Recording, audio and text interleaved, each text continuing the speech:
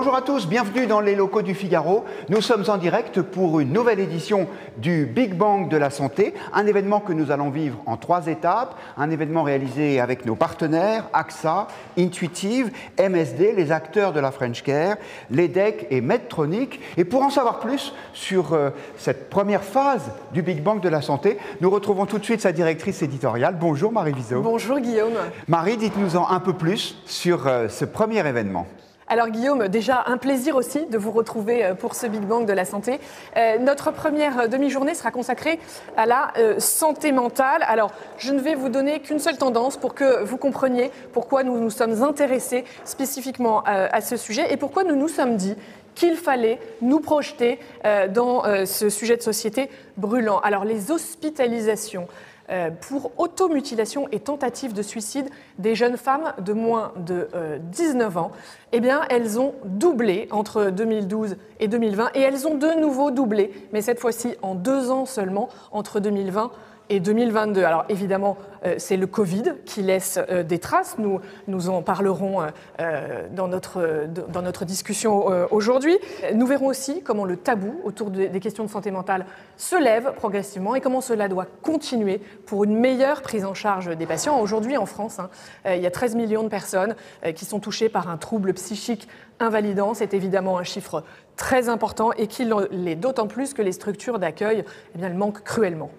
Le Big Bang, ce sont des experts, des intervenants, des témoignages, des reportages. Peut-être quelques mots sur le casting de cette demi-journée? Alors, un très beau casting, et j'ai envie de dire, vous allez le découvrir dans quelques minutes. Je peux peut-être juste vous dire un mot sur le débat que nous aurons ensemble aujourd'hui et qui s'intéressera aux représentations des troubles mentaux dans la culture populaire. Nous serons avec Raphaël Gaillard, psychiatre, écrivain, depuis peu académicien. Nous serons avec Jean-Victor Blanc, psychiatre lui aussi, et fondateur du festival Pop et Psy, et puis le réalisateur Éric Toledano, d'où vous connaissez tous les films qui s'articulent autour du sujet qui nous anime aujourd'hui. Vous comprendrez également pourquoi nous sommes allés à la rencontre du chef étoilé David Gallienne et du skipper du Vendée Globe, Johan Richomme. Et puis une nouvelle séquence dans notre Big Bang chaque année, désormais. Il y aura un coup de cœur, vous verrez une très jolie séquence aussi. Alors je vais m'arrêter, je ne vous en dis pas plus, on commence une très belle matinée ensemble. Merci beaucoup, chère Marie. Et peut-être le savez-vous, mais la santé mentale est une grande cause nationale en France en 2025. Et pour montrer l'importance de cet événement, vous êtes allé voir, Marie, le Premier ministre. Je vous propose de nous retrouver tout de suite dans le bureau de Michel Barnier qui vous a reçu. Monsieur le Premier ministre, bonjour. Bonjour. Merci de nous accueillir à Matignon pour le Big Bang de la santé du Figaro. Alors vous le savez, notre première matinée est consacrée aux enjeux de la santé mentale. Michel Barnier, de nombreux thèmes pourraient mériter une attention particulière, mais c'est celui-ci précisément, celui de la santé mentale, que vous avez retenu pour être la grande cause nationale en 2025. Pouvez-vous nous expliquer pourquoi ? Parce que il y a 20% des Français qui sont touchés directement ou indirectement par des problèmes psychiatriques ou des troubles psychiques, et que c'est très grave, et qu'on ne peut pas ne pas réagir à ça, quand on sait en plus que 75% de ces troubles se déclenchent avant 25 ans, et qu'en raison de ces troubles, il y a, sans parler des tentatives de suicide, il y a 9000 suicides par an. C'est insupportable. Et donc, vous êtes Premier ministre, vous dites, ça doit être plus qu'une grande cause nationale pour une année, 2025. Moi, je voulais montrer qu'on se mobilisait tous, mais on va essayer, il faudra, quel que soit le gouvernement plus tard, en faire une cause annuelle, comme il y a eu d'autres grandes causes autrefois sur la sécurité routière, le cancer, le handicap. Il faut absolument qu'à travers le coup de projecteur du Big Bang, pour reprendre l'initiative du Figaro dont je vous félicite, il faut absolument qu'on prenne conscience que ça touche tout le monde. Et donc, le gouvernement, le Premier ministre et tous les acteurs doivent être à l'action. Alors, Monsieur le Premier ministre, quels facteurs sociétaux vous semblent aujourd'hui avoir le plus d'influence et donc de conséquences sur la santé mentale de nos jeunes? Vous citiez les jeunes tout à l'heure. La solitude, le stress, l'angoisse de l'avenir, à quoi vais-je servir, comment je vais remplir ma vie, est-ce que j'ai un avenir, no future, vous savez, en anglais. Et puis des troubles souvent physiques aussi qui provoquent ces désespérances-là. Donc, ce moi, me préoccupe, vous le savez sans doute, mais je l'ai déjà dit, on a vécu dans ma propre famille ce problème. Hein, et j'ai une mère qui est maintenant décédée, mais qui a consacré 35 ans de sa vie à s'occuper des amis et des familles de malades mentaux pour casser la solitude, pour changer le regard, pour déstigmatiser ces problèmes et ceux qui en souffrent. J'oublie pas la leçon que j'ai reçue en la regardant agir et travailler pour ces causes-là, pour le travail des personnes malades ou touchées par ces troubles, pour leur accueil, leur hébergement, notamment les jeunes adultes. Donc j'oublie pas ce travail. Pensant à elle que je décidais d'agir aussi avec le gouvernement. Alors, vous avez cité le chiffre, les troubles psychologiques touchent plus de 20% des moins de 25 ans aujourd'hui. La consommation d'antidépresseurs progresse. Quel chemin emprunter aujourd'hui pour que la société aille mieux demain? Je n'ai pas toutes les réponses, et c'est sûrement pas par un coup de baguette magique qu'on va agir, mais l'autre jour, j'étais à Poitiers, reçu par le professeur Gicquel, tous les soignants, des animateurs, des élus. J'étais très frappé de voir comment autour d'un très grand hôpital à Poitiers, mais plus loin de cet hôpital, dans la banlieue de Poitiers, dans les quartiers et puis dans les campagnes, on arrivait à porter ce message qu'il faut déstigmatiser, qu'il faut écouter, qu'il faut respecter, qu'il faut comprendre. Il y a par exemple un bus, et ça se pratique dans d'autres départements, qui s'appelle Pictabus, qui va sur les marchés, dans les places de village, avec l'accueil personnalisé, discret, dont les gens ont besoin, et qui porte l'appui, l'accompagnement, l'écoute. Et puis ensuite, une fois que les gens ont osé franchir le pas, monter dans le bus ou pousser une porte, ensuite on doit pouvoir orienter les gens vers un service des aides-soignants, des médecins, parfois d'autres accompagnements qui sont nécessaires. Donc c'est ça que nous faisons. Et moi je voudrais bien dire que c'est une cause interministérielle. Nous avons un délégué interministériel qui est parmi vous pour la santé mentale. J'ai demandé à 2 ministres, la ministre de la Santé, Mme Darrieussecq, la ministre chargée de la coordination interministérielle, Mme Carrère-Gé, de travailler ensemble avec tous les ministres, tous les acteurs, les associations, les médecins, les professeurs, pour donner un coup d'élan. Non pas faire un bing-bang, parce que je ne vais pas raconter d'histoire. Il y a déjà beaucoup de choses qui ont été faites, et je voudrais que ce sujet soit bien compris comme un sujet de progrès pour notre société, de fraternité aussi. Alors peut-être pour finir, vous parliez de ce dont les gens ont besoin. Qu'est-ce que vous diriez aux familles qui nous regardent et qui ne savent pas toujours comment s'en sortir avec un adolescent qui ne va pas bien ou qui peuvent se retrouver perdus pour sa prise en charge, par exemple? Une famille qui est touchée, encore une fois, j'ai vécu ce problème, c'est pas seulement l'adolescent qui ne va pas bien, c'est la famille qui ne va pas bien. Donc on ne peut pas laisser les gens seuls ou isolés. Vous pouvez être isolé et seul dans une ville, vous pouvez être isolé et seul dans une campagne. Donc il faut qu'il y ait des numéros de téléphone, il faut qu'on sache qui appeler. Pour les jeunes, par exemple, il y a actuellement des maisons pour adolescents qui sont touchés par des troubles. J'ai décidé que dans les 3 ans qui viennent, on allait doubler dans toute la France le nombre de ces maisons d'adolescents pour l'accueil des jeunes. Et des accueils qui soient un peu personnalisés et qui déstigmatisent ces troubles et qui fassent que le regard est différent. Donc voilà une réponse. Il faut que les gens ne soient pas seuls, c'est ça la clé. Parce qu'on sait comment faire. Il y a des soins, il y a des accompagnements, il y a des structures, et pas partout encore. C'est pas idéal, mais je voudrais qu'à travers cette grande cause nationale l'année prochaine, on échange les bonnes pratiques, on échange les bonnes idées, ce que j'ai vu à Poitiers, qui peut se faire ailleurs, mais qui ne se fait pas toujours ailleurs. Voilà, c'est ça que je voudrais faire. Au moins qu'il y ait un vrai progrès dans l'accompagnement des familles, des personnes qui sont touchées, et le soutien aux élus, aux soignants aussi, aux acteurs de terrain. Merci, Monsieur le Premier ministre, pour ces mots d'introduction à notre matinée de débat. Merci. Voilà, et comme le dit le Premier ministre, avec sagesse, la santé mentale de la jeunesse. La santé mentale et restera un enjeu de santé publique majeur, quel que soit le gouvernement. Michel Barnier en a parlé. Je vous propose de nous focaliser, pour commencer cette demi-journée passée ensemble, sur la santé mentale chez les jeunes, et plus particulièrement sur une expérience très intéressante déployée à l'Université de Bordeaux. C'est un sujet de Guillaume Mollaret et Guillaume Simonet.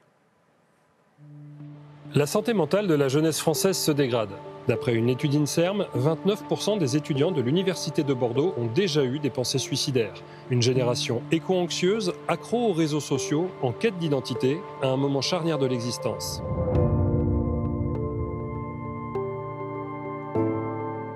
On sait que 18-25 ans, c'est l'âge de développement des principaux troubles psychiatriques, par exemple les troubles bipolaires ou la schizophrénie, avec beaucoup de changements, en particulier pour les étudiants qui sont primo-entrants à l'université.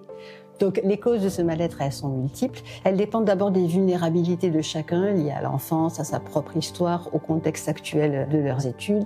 C'est vrai que l'épidémie de Covid-19, on a observé un grand sentiment de solitude et d'isolement, en particulier pendant les périodes de confinement. Et on sait que c'est un âge très important, y compris pour leur maturation cérébrale, d'avoir des interactions sociales. Ils en ont été privés sur une longue durée. Ça a été pour eux difficile ensuite d'acquérir ces compétences psychosociales. Puis il y a aussi les conflits internationaux et toutes ces thématiques qui inquiètent les étudiants et surtout leur avenir.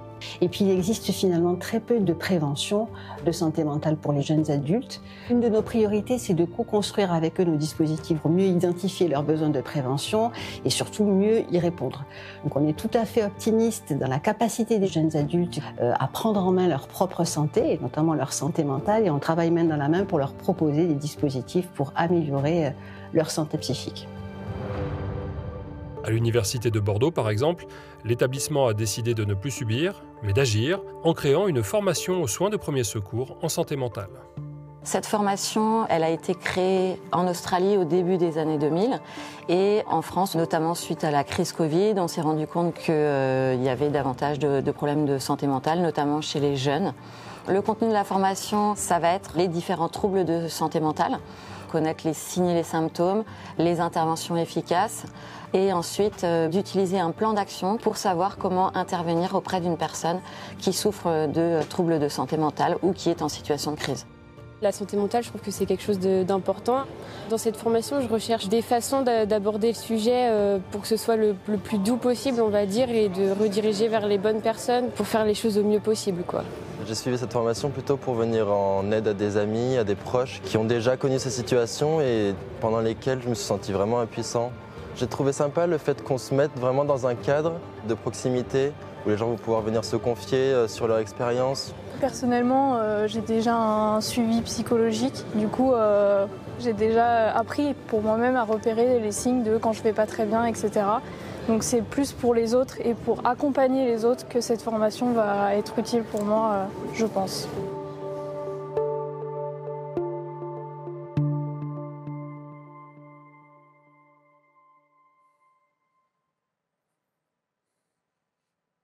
Et nous sommes toujours en direct du Grand Auditorium du Figaro pour ce Big Bang consacré à la santé mentale. Je vous propose maintenant de faire le point sur les grands enjeux de la politique publique en la matière. Et pour cela, nous avons la chance d'avoir sur notre plateau Franck Bellivier, le délégué ministériel à la santé mentale. Il est interviewé par Marie-Cécile Renaud du service politique du Figaro. Marie-Cécile, c'est à vous.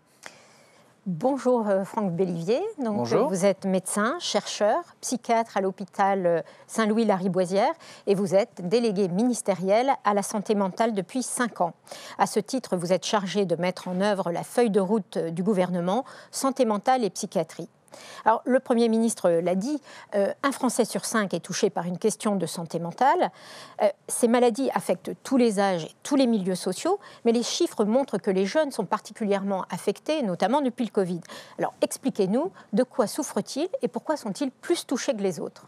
Alors effectivement, on a vu en population générale les indicateurs d'anxiété, de dépression, de troubles du sommeil, d'addiction fortement se dégrader pendant la crise Covid, mais aussi depuis, ça ne retombe pas. En fait, l'analyse que l'on fait de ce phénomène convoque plusieurs facteurs. l'exposition aux violences, notamment intrafamiliales, les perturbations des rythmes sociaux, la surconsommation d'écrans avec leur contenu angoissant, les problèmes écologiques, la guerre. Mais ils ont également été coupés dans leurs liens sociaux, dans leur rythme scolaire notamment. Enfin, donc un ensemble de facteurs qui a pu contribuer à cette forte dégradation des indicateurs de santé mentale. Ces facteurs expliquent aussi une inégalité de genre dans le tribut payé à la santé mentale pendant cette période-là, avec finalement une dégradation plus importante chez les jeunes, chez les femmes, en particulier lorsqu'elles sont isolées, et dans les publics vulnérables. S'agissant des inégalités de genre, on a aussi vu fortement augmenter les décompensations dépressives, les troubles des conduites alimentaires et les gestes suicidaires chez les jeunes femmes. Alors Michel Barnier a fait de la santé mentale une priorité, une grande cause nationale. Le premier enjeu sera probablement de dédiaboliser, de déstigmatiser ces maladies. Quel message faites-vous passer aux Français pour qui ces maladies souvent encore font peur ? Alors l'objet de la feuille de route et maintenant aussi de la grande cause, c'est de changer les représentations sur la santé mentale. Et ces représentations, il faut le rappeler, c'est important d'insister là-dessus, suscitent de l'indignation, de la colère et une certaine tristesse. Indignation parce que assimiler les personnes à leurs troubles, eh bien ça stigmatise, ça exclut, ça déshumanise. Et ça rappelle les périodes sombres où les personnes porteuses d'un cancer étaient rangées dans la catégorie des cancéreux.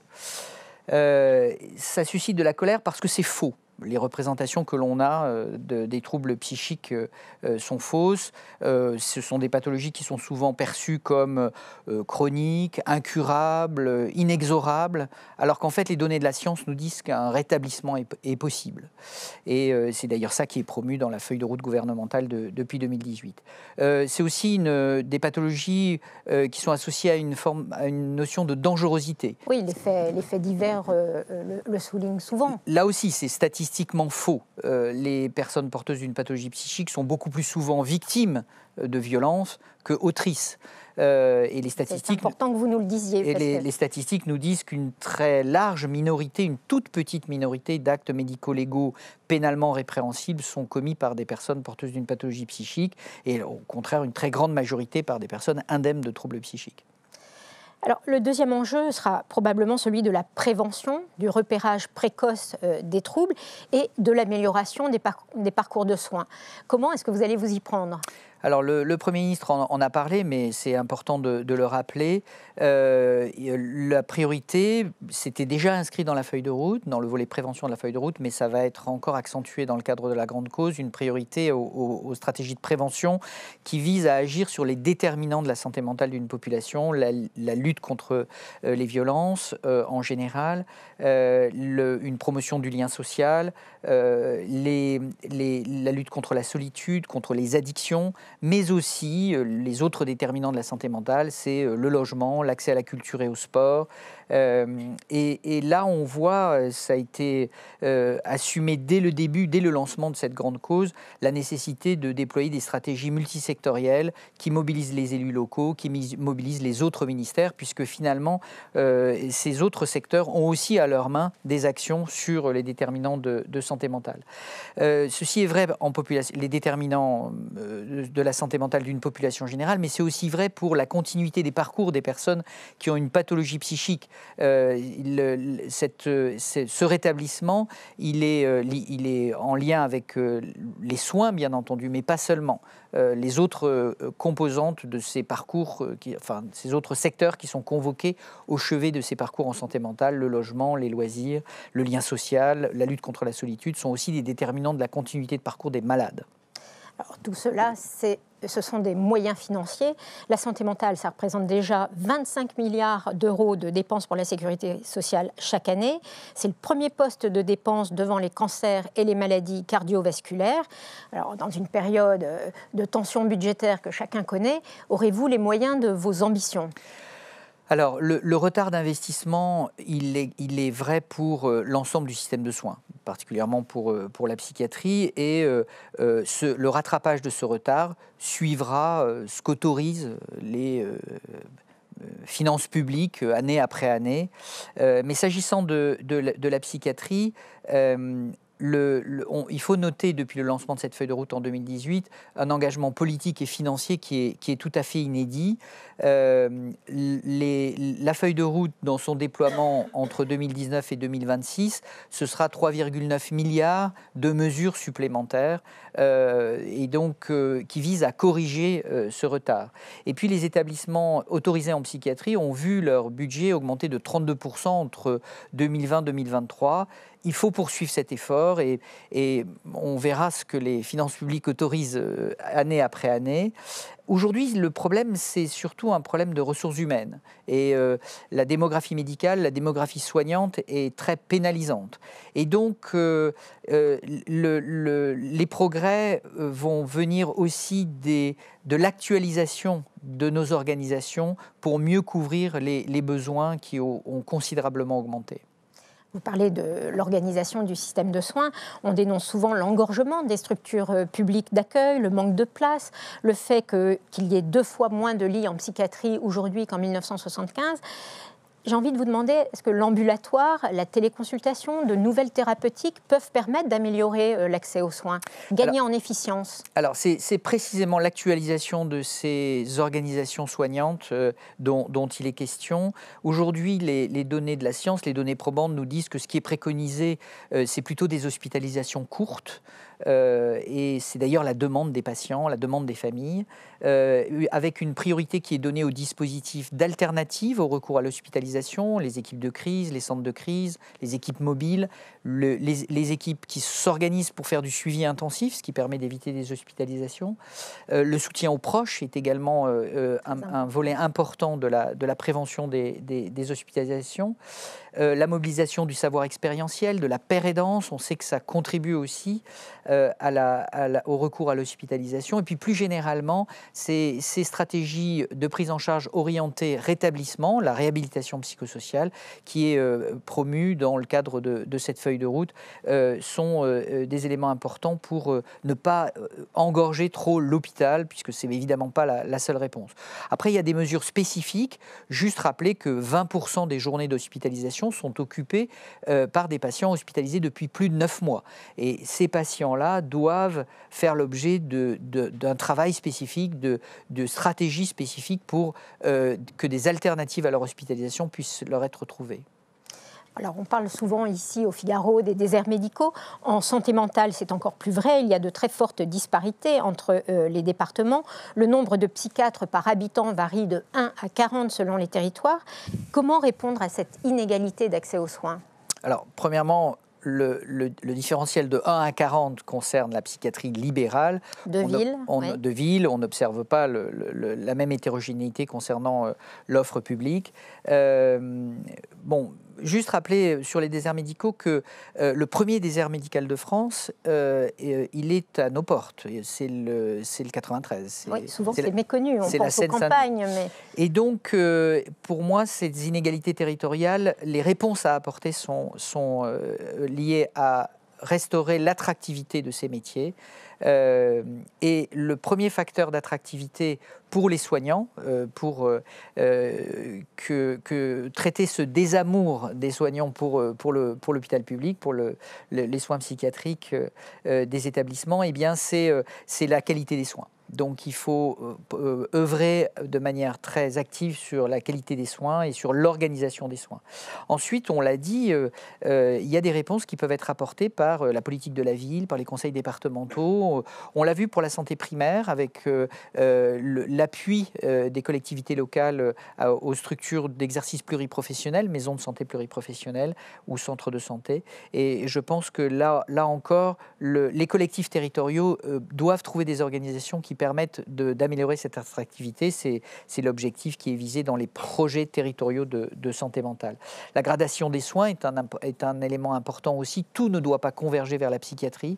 Il y a beaucoup de problèmes qui peuvent être solutionnés en amont de la psychiatrie. Et puis enfin, l'attractivité, c'est aussi l'image véhiculée par les soignants de psychiatrie qui contribuent à cette perte d'attractivité. Et alors même que c'est une des spécialités les plus riches et les plus passionnantes, j'aurai peut-être l'occasion de revenir vous parler de cette spécialité formidable qu'est la psychiatrie. Eh bien, merci de cette note d'espoir qui, je l'espère, suscitera des vocations. Et nous continuons notre programme. Merci beaucoup Marie-Cécile, merci à Franck Bellivier d'être venu nous voir. Bien sûr, vous reviendrez nous parler de ce thème si important puisque, je vous rappelle, nous sommes toujours en direct du Figaro pour ce Big Bang de la santé qui est consacré aujourd'hui à la santé mentale. Je vous propose d'explorer un autre domaine de ce vaste sujet, celui de la santé mentale au travail. Et pour cela, Marie Viseau va s'entretenir tout de suite avec la directrice générale d'AXA Santé et Collective, Diane Milleron de Perroy.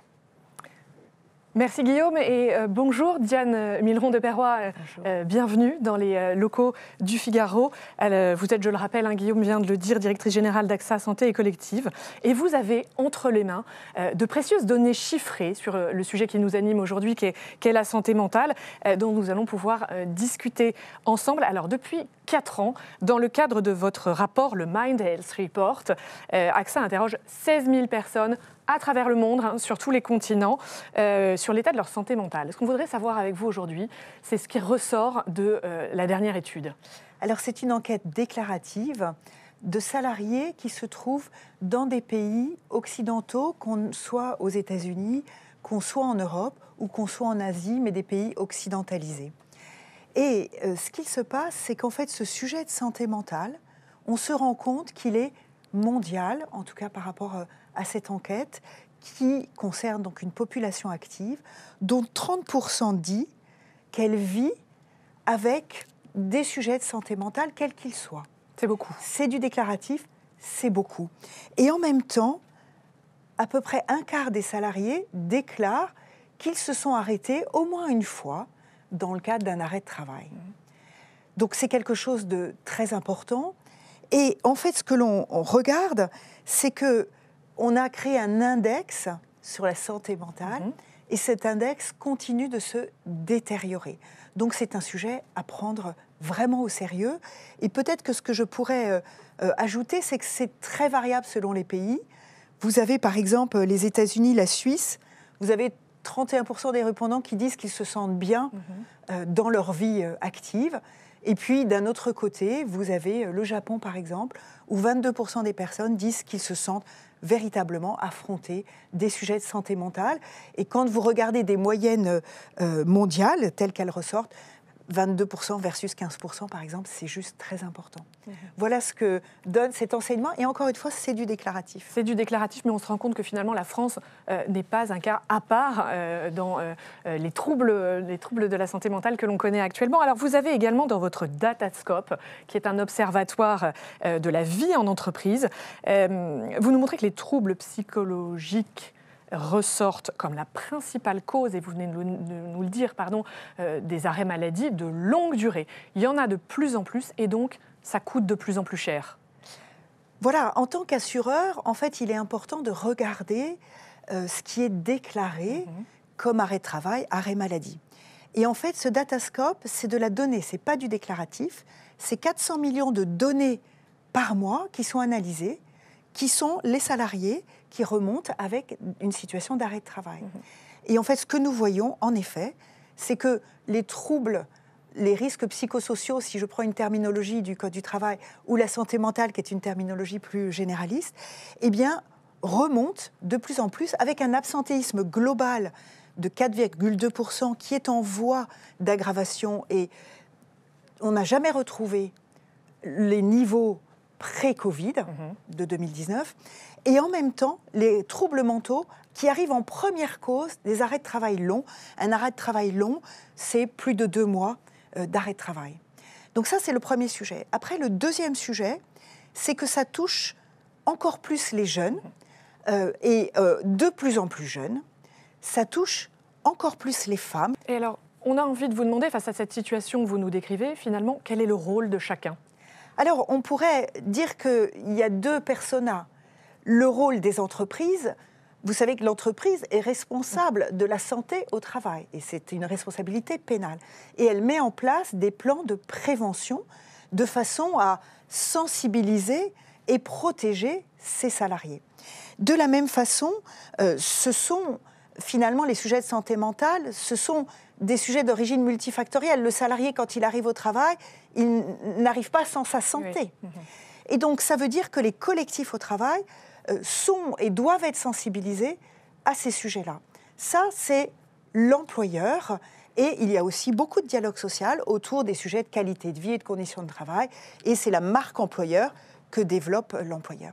Et puis, il y a les assureurs. Les assureurs, AXA que je représente ici, mais on va dire aussi toute la communauté de l'assurance, eh bien, elle est là pour soutenir les employeurs et fournir des solutions de prévention. De prévention, bien sûr. Et la prévention, ça peut passer par de la prévention avec des sensibilisations individuelles, comme des questionnaires que les salariés peuvent remplir sur la base volontaire, bien évidemment, mais quelque part pour être sensibilisés.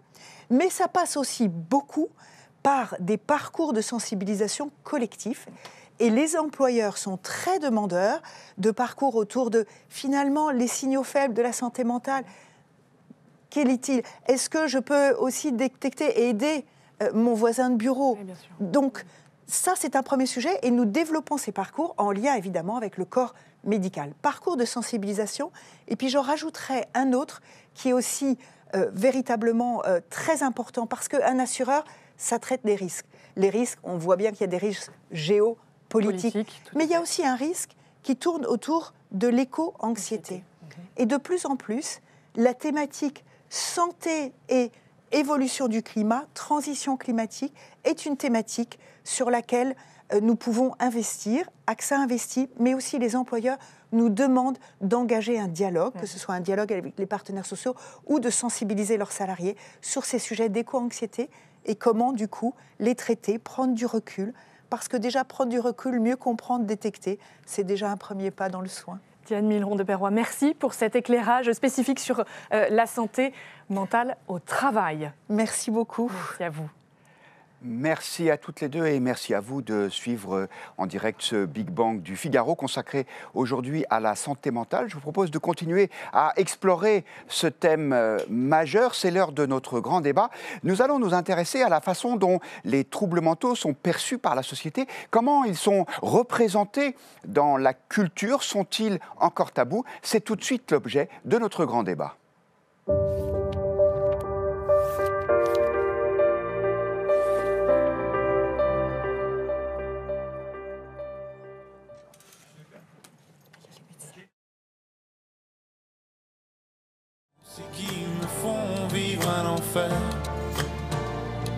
Ces pensées qui me font vivre un enfer.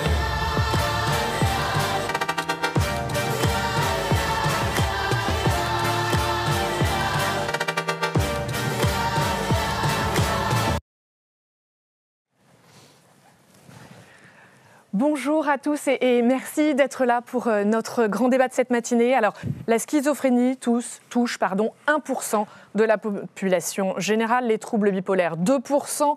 Quant à la dépression, on l'a dit ce matin, elle concerne 20% des Français. Pourtant, les troubles mentaux, on en parle peu. Ça a même longtemps été un sujet tabou. C'est le sujet de notre table ronde. Dans la société, les choses changent doucement. Aujourd'hui, on assume d'aller voir un psychologue ou un psychiatre quand on ne va pas bien. Aujourd'hui, on a entendu Stromae qui chante sa dépression. On applaudit Artus et l'équipe du film sur les marches du Festival de Cannes. Mais il y a encore beaucoup à faire. La représentation des troubles mentaux dans la culture peut bien sûr y aider. Et c'est de ça, justement, dont nous avons décidé de parler aujourd'hui avec nos invités. Docteur Raphaël Gaillard, bonjour. Bonjour. Vous êtes en charge du pôle psychiatrie à Sainte-Anne, spécialiste des neurosciences cognitives, de la dépression et de la schizophrénie. Vous êtes aussi écrivain. Vous avez publié en 2022 Un coup de hache dans la tête, dans lequel on parle du lien entre la créativité et la folie. Et en 2024, L'homme augmenté, futur de nos cerveaux, toutes ces histoires qui peuvent nous faire parfois un peu peur tous les deux. Chez Grasset, vous avez été élu tout récemment à l'Académie française. Il y a quelques mois, docteur Jean-Victor Blanc, bienvenue. sur notre plateau, psychiatre également. Vous vous occupez à Saint-Antoine, entre autres, des addictions des générations millennials, ces jeunes dont on parle depuis ce matin. Vous êtes aussi créateur du festival Pop & Psy. Exactement. Vous pourrez nous en parler, c'est un endroit qui donne envie, ce festival. Bon, vous êtes aussi auteur d'un ouvrage du même nom, chez Plomb. Vous êtes chroniqueur santé sur France Télévisions, France 5. Vous travaillez avec les jeunes, avec les industries du cinéma, de la musique, avec toujours comme objectif d'apporter un regard nouveau sur ces questions de santé mentale. Éric Toledano, bonjour. Bonjour. Réalisateur, scénariste, vous baignez dans cet environnement lié à la santé mentale, vous aussi, notamment au travers de la série En Thérapie, le grand succès de la chaîne Arte, qui retrace les consultations des patients avec leur psychologue, avec les rencontres du papotin, que tout le monde connaît. Nos spectateurs l'ont forcément vu, votre très beau film Hors Normes. Vous avez aussi lancé la série L'Épopée joyeuse sur Canal+, qui retrace le parcours de ces jeunes au quotidien, des cafés joyeux, qui emploient des personnes en situation de handicap mental. Tous les trois, à votre manière, vous mettez dans le débat public, vous donnez la parole, vous donnez de la visibilité à ces sujets, qu'elles touchent les maux psychologiques ou les maladies un peu plus lourdes. Je m'arrête, parce que le temps est venu de la discussion. Raphaël Gaillard, je me tourne d'abord vers vous avec une question qui est finalement assez simple. Jusqu'à quel point faut-il parler des troubles mentaux et qu'est-ce que cela apporte ? Et peut-être comment l'art au sens large, la culture, peut changer le regard que l'on porte sur ces sujets-là. Il faut absolument en parler parce que, comme vous l'avez dit, ils affectent finalement à peu près toutes les familles. Et si ce n'est pas les familles, c'est les amis, collègues de bureau ou le voisin de palier. Donc il faut absolument en parler parce qu'il y a un décalage entre la fréquence des troubles que vous avez évoqués et la parole qui est consacrée à ces troubles. Donc plus on en parle, mieux c'est. Et d'ailleurs, je suis tenté de dire qu'en faire une grande cause nationale, c'est d'abord se prendre le temps d'en causer, d'en parler, comme on le fait aujourd'hui, et c'est très important. Ça a un effet immédiat, c'est que ça rend possible l'accès aux soins de personnes qui, sinon, du fait du tabou, du fait du stigma, du fait de l'image de la psychiatrie, ne se soignent pas. Ouais. Donc en parler, en fait, ça a un effet immédiat, c'est que ça favorise l'accès aux soins de personnes qui pouvaient s'en garder et donc souffrir en silence jusqu'au pire parfois. Jean-Victor Blanc, vous avez dans votre ouvrage exploré l'interconnexion entre la pop culture et la psychiatrie. Alors on va de Britney Spears dans les années 2000 à Selena Gomez. Plus récemment. Alors, deux questions me viennent à l'esprit. Il est très amusant, votre livre. Est-ce que ces personnages représentent bien les troubles psychiques de la société d'aujourd'hui et ont-ils raison de s'exposer à ce point-là ? C'est une très bonne question. La question de la représentation, disons que chaque personne va pouvoir être un support pour parler d'un trouble. Selena Gomez, lorsqu'elle va dire au début j'avais une dépression et finalement ça a mis quelques années et pendant le Covid elle a dit en fait on m'a diagnostiqué un trouble bipolaire, et ben ça permet d'exprimer le fait que par exemple on sait qu'aujourd'hui il y a environ 10 ans entre les premiers symptômes et le diagnostic du trouble.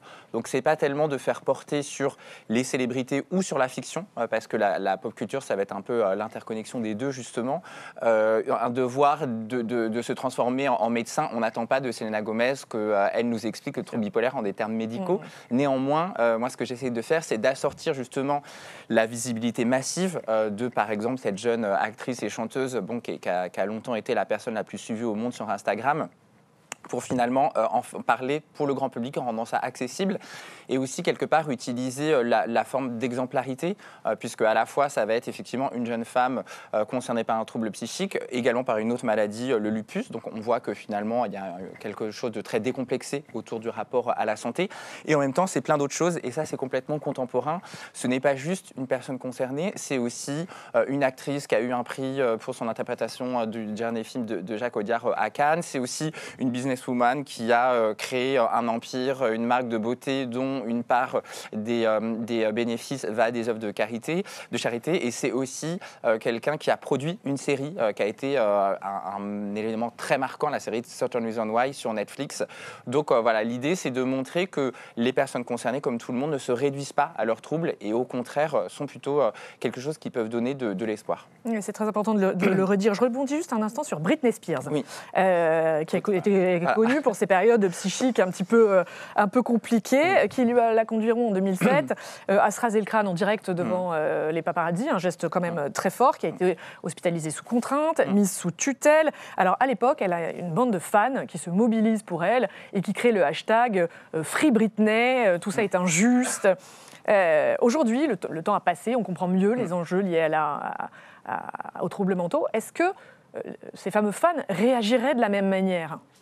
Aujourd'hui, je pense qu'on ne pourrait pas avoir les images qu'on avait il y a 20 ans, c'est-à-dire une jeune femme manifestement en état psychique très compliqué, qui déambule dans les rues et finalement poursuivie par des paparazzis, des gens qui la filment, et uniquement, c'était un sujet de moquerie. C'était le cas également dans ces années-là pour Whitney Houston ou Amy Winehouse. C'était vraiment traiter la maladie mentale comme uniquement quelque chose de grotesque, quelque chose dont on se moquait. C'était vraiment pas du tout considéré comme un fait de santé mentale. Personne disait « Ah mais en fait, ces chanteuses-là, peut-être qu'elles vont mal avant de se moquer ». On voit que c'était beaucoup des femmes, donc ce qui explique aussi clairement le traitement médiatique probablement qu'elles ont subi à l'époque, là où voilà, les Rolling Stones, voilà, le sex, drogue, rock'n'roll, ça reste des artistes un petit peu génial. Quand c'est des femmes, c'était des mauvaises mères. Ouais. Toutes ont été accusées de ça.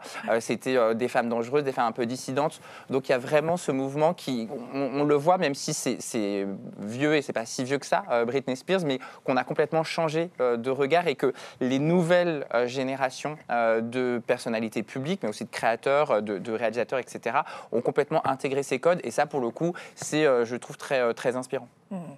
Éric Toledano, 50 millions de Français ont vu en thérapie. Ça veut évidemment dire quelque chose. C'était un tableau de personnages un peu perdu. On est post-Bataclan dans la première saison, puis Covid, confinement dans les saisons suivantes. Je voudrais juste reprendre avec vous quelques phrases de la série. Dans les premiers mots du premier épisode, c'est Ariane, jouée par Mélanie Thierry, qui est sur le divan de Philippe Dayan et qui dit « Je m'en veux de me laisser aller comme ça ».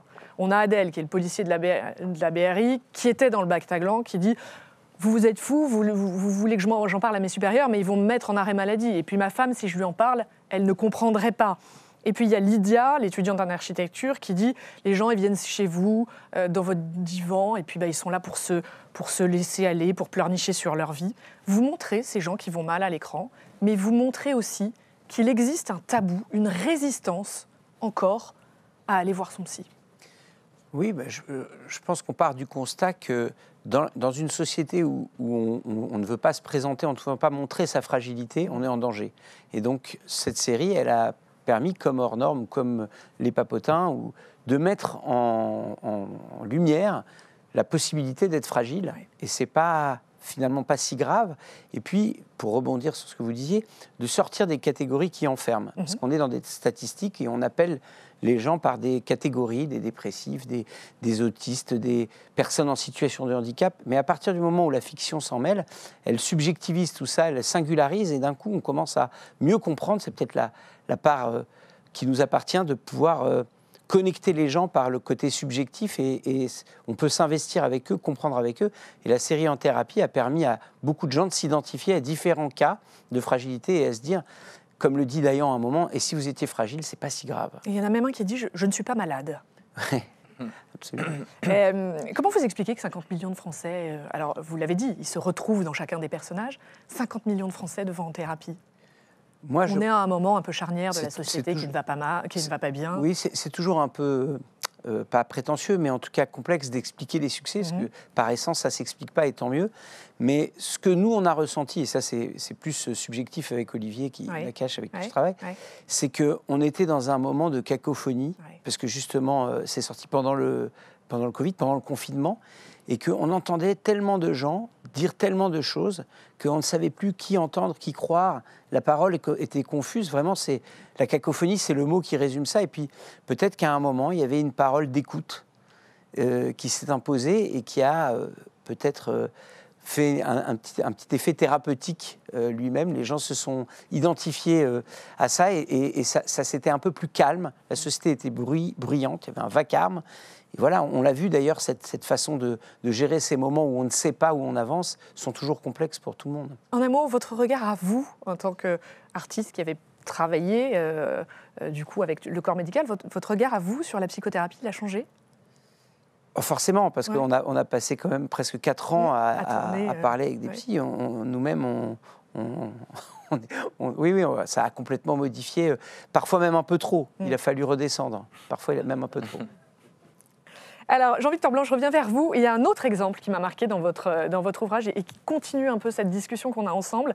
C'est la différence d'accueil entre Maria Carey, qui annonce en 2018, dans un magazine People, le magazine People d'ailleurs, être atteinte de troubles bipolaires. Elle raconte la lenteur du diagnostic, la difficulté de prise en charge, l'isolement social, les difficultés professionnelles que tout ça engendre, et qui est moquée sur les réseaux sociaux. On la traite de diva. Et puis l'accueil réservé à Angelina Jolie, qui, après sa double mastectomie, raconte son histoire, qui suscite non seulement beaucoup d'émoi, mais qui influe sur la prise en charge, comme vous le disiez tout à l'heure, Raphaël Gaillard, parce que la mutation génétique devient quelque chose qui est connu des femmes américaines, et des chercheurs constatent même que on a plus de dépistage, enfin, on constate qu'il y a un effet. Non seulement on n'accepte pas de la même manière la maladie psychique et la maladie organique, mais en parler n'a pas le même effet. Exactement, c'est ce qu'on appelle le Angelina Jolie effect, que vous avez très bien décrit. On voit qu'en fait, quand une personnalité publique parle d'un sujet de santé mentale, ça va avoir des conséquences très visibles, notamment dans le cas du dépistage de la mutation BRCA1 dont est atteinte Angelina Jolie. Et en même temps, on voit aussi la différence de traitement, puisque c'est ce qui est très spécifique à la maladie psychique, c'est que toutes les maladies, ça fait jamais plaisir d'avoir un diagnostic, c'est toujours quelque chose évidemment de douloureux, de complexe, mais pour les personnes concernées par un trouble psychique, qui soit effectivement une diva, la reine de Noël, Maria Carey, ou quelqu'un de totalement non connu, c'est la même chose. C'est-à-dire qu'ils ont le diagnostic, mais en plus, ils doivent prouver qu'ils sont vraiment malades. On leur demande de finalement attester que c'est vraiment une maladie, que c'est pas du cinéma, que finalement leur traitement, ils en ont vraiment besoin. Là où, dans ma thèse de médecine, j'avais fait une étude sur la représentation des antidépresseurs et on voyait qu'en fait, très souvent, l'entourage des proches, en fait, même à l'hôpital, chez des patients qui, par exemple, avaient fait une tentative de suicide, leur recommande d'arrêter le traitement au plus vite en disant que c'est du poison, que c'est de la drogue, etc. Et en fait, on se dit, mais comment, dans un service d'oncologie, si on reprend l'exemple d'Angelina Jolie, la famille qui viendrait au chevet de la patiente dirait arrête ta chimio, c'est de la drogue, c'est n'importe quoi, ça va te rendre plus malade que la maladie, etc. Donc on voit bien qu'à travers ces exemples qui sont certes un petit peu spectaculaires, mais c'est ce qui est saisissant et c'est ce qui fait que globalement ça intéresse les gens aussi, c'est utiliser quelque part l'intérêt médiatique autour de ces célébrités qui ont des statuts, comme disait Edgar Morin, quasiment de divinité dans notre société, pour finalement là aussi essayer de faire passer des messages et avec là aussi quelque chose entre du ressenti et évidemment de la fiction, puisque l'intérêt d'utiliser ces prises de parole très spectaculaires, c'est que c'est des gens dont aussi parler d'eux, c'est le métier. C'est finalement aussi pour ça qu'ils sont connus. Enfin, je veux dire, c'est pas non plus tirer uniquement quelque chose de l'ordre du fait divers qui, malheureusement, en fait, c'est un peu l'autre moment dans lequel on parle de santé mentale dans les médias, c'est le fait divers. Et là, en général, c'est vraiment au détriment de la cause et des personnes concernées. Alors, Raphaël Gaillard, vous êtes loin du fait divers. Avec votre expérience quotidienne de psychiatre, vous racontez dans votre ouvrage la trajectoire de certains patients. Vous vous êtes dit en écrivant, et vous avez commencé à y répondre tout à l'heure, mais je voudrais qu'on aille un petit peu plus loin, vous vous êtes dit que projeter l'image de certaines pathologies dans vos ouvrages allait avoir un impact réel sur l'accès aux soins, et comment ? Alors j'ai commencé à y répondre, effectivement, mais je pense que pour poursuivre la discussion là, que nous avons, et pour pointer un effet, à mon avis, structurant de la réflexion que nous avons sur ces questions, je pense qu'on est soumis toujours à la tentation d'être dualiste. D'ailleurs, quand vous dites à Eric Toledano, vous faites référence à ce patient qui dit « je ne suis pas malade » en réponse à la fragilité, en fait, on est toujours tenté, en matière de psy, de penser qu'il s'agit des choses de l'esprit et pas des choses du corps. Les choses du corps, on les accepte très très bien pour le corps lui-même. C'est l'exemple Angelina Jolie pour la question de la mutation BRCA1 et le risque de cancer du sein. Mais quand on parle de l'esprit, il y a une sorte de blessure pour les êtres humains que nous sommes de considérer qu'il est soumis au corps. Et nous voudrions que ce soit l'esprit, la parole, et pas le corps. Et donc, il y a une vraie blessure à considérer que, ben oui, il est tributaire du corps. Et de fait, des médicaments sont parfois nécessaires, des médicaments qui agissent donc physiquement sur le corps. Et au fond, on est toujours tenté d'être dualiste, on est toujours tenté de penser que l'esprit existe en soi comme ça, sans le corps, ce qui n'a pas de sens d'un point de vue philosophique, encore moins d'un point de vue scientifique, mais qui est une tentation récurrente et qui, à mon avis, rend compte de cette blessure des êtres humains qui les amène à toujours avoir une difficulté avec ce tournant de la maladie psychique qui consacre le fait que notre corps peut nous jouer des tours jusqu'à ce qui nous fait, ce qui fait de nous ce que nous sommes, c'est-à-dire notre esprit et puis l'espèce que nous sommes, les Homo sapiens. Donc je crois qu'il faut être attentif. C'est un peu théorique ce que je vous dis peut-être, mais je ne crois pas. Je crois que vous percevez l'impact sur la réflexion. En permanence, si nous avons du mal avec la question des troubles psychiques, c'est qu'ils affectent ce qui fait de nous l'espèce que nous sommes, les Homo sapiens, et que c'est une blessure terrible en fait, beaucoup plus qu'un cancer du sein, beaucoup plus. Et qui fait que le sujet est plus difficile à appréhender. Bien évidemment. Oui. Et donc raconter la trajectoire d'êtres humains, et pleinement des êtres humains qui souffrent de troubles psychiques, leur donner toute leur subjectivité, nous permettre de nous identifier à ces personnes, ce que la fiction permet bien mieux que tout autre dispositif, y compris la pensée théorique là, que j'ai développée. Eh bien, ça a une vertu immédiate, c'est qu'on laisse de côté le fatras théorique, on laisse de côté la peur, et on se dit, mais ça peut être moi-même. Et finalement, je reconnais une partie de moi-même. Et donc, à partir du moment où on a fait tomber ces digues, ben, ça change tout, en fait, quant au regard sur les troubles psychiques. Donc oui, que ce soit sous la forme de l'écriture, sous la forme du récit de ce que sont ces célébrités et leur coming out, la façon dont elles rendent compte de leurs troubles, ou la fiction, eh ben, ça change tout, en fait, à la façon dont on peut penser les troubles psychiques. Alors, je retourne du côté de la fiction. Éric Toledano dans Hors Normes. Bruno, qui est joué par Vincent Cassel, qui gère l'association La Voix des Justes et qui accueille ces fameux enfants hors normes. Il a une petite phrase qui me marque et qui dit « Pourquoi, depuis 15 ans, les médecins, les hôpitaux m'appellent tous les jours sur mon portable pour savoir si on peut encore accueillir d'autres enfants ?» Ce que vous racontez aussi dans ce film, c'est qu'on n'est pas à la hauteur sur la prise en charge. Alors, dans les films, souvent dans les fictions, on se nourrit d'un paradoxe. Et on avait rencontré un professeur qui nous avait dit « L'autisme, c'est paradoxal, plus le cas est complexe, moins il est pris en charge. » C'est vrai que ça, c'est la base de départ du film et de ce qui nous intéressait. C'est-à-dire qu'il y a des endroits où, effectivement, l'État n'est pas en place, n'a pas les structures nécessaires. Et donc, il y a des volontés. Et ça, on en a rencontré énormément dans le parcours de la préparation de ce film, de parents qui se structurent, qui décident eux-mêmes de prendre en charge les choses. Ça crée tout un tas de maillages d'associations. Donc vous essayez d'être fidèle à la réalité, finalement. Quand on fait de la fiction, on a aussi des exigences narratives qui poussent à forcer le trait. Vous avez voulu représenter cette réalité que vous nous décrivez, que vous avez rencontrée. D'abord, il y a quand même une responsabilité quand on s'empare de ces sujets, c'est qu'elle concerne dans la réalité tout un tas de gens qui souffrent au quotidien. Je parle des parents, je parle des éducateurs, je parle des gens qui s'occupent au quotidien, parfois d'enfants qui s'automutilent, qui les frappent. Donc si on commence à se dire, bon, on est au cinéma, on fait ce qu'on veut, et en plus, notre conception depuis le départ avec Olivier, c'est que la fiction doit cristalliser une partie de la réalité. Elle doit s'en inspirer. Après, effectivement, on va rajouter, on va magnifier un peu certaines choses pour que le spectateur ne soit pas dans un documentaire un peu aride.